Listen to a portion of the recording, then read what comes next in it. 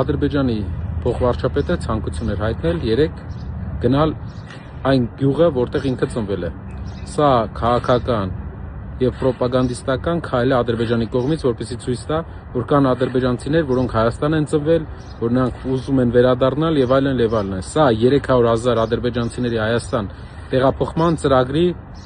քարոզչական հնարք է։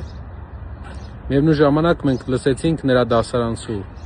այն հայտարարությունը, որ նա ասում է, որ այդ մարդը գերազանց սովորելով միակ սխալը, որ միշտ արել է, Հայաստան բառը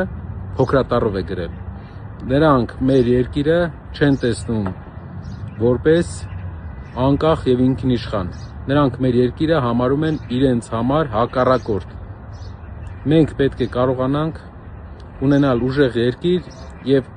երաշխավորների միջոցով ունենալ երկարաժամկետ խաղաղություն։ 300,000 ադրբեջանցիները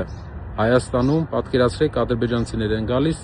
եւ մի օր միջադեպ է տեղի ունենում հայ մարդու եւ ադրբեջանցու միջեւ։ Ելնելու են հայտարարեն ԿՊԱ-ականները, որ մենք չենք կարող նրանց պատժել, քանի որ այդ դեպքում խաղաղությունը կխաթարվի եւ Ադրբեջանը պատերազմ կսկսի մեր դեմ։ Եվ մենք մեր երկրում կհայտնվենք գերի կարգավիճակում։ Սա է մեր ուզածը, թե ոչ։ Մեր երկրին ուժեղ առաջնորդություն է պետք, երաշխավորված խաղաղություն է պետք, որպեսզի մենք պատմականորեն մենք լինենք թելադրողը մեր երկրում, ինչ ենք անում, սահմանադրությունը ինչպես է լինելու եւ իրավական նորմերը ինչպես են լինելու։ Եվ դա լինելու է։ Հայ ազգը դրան պատրաստ է։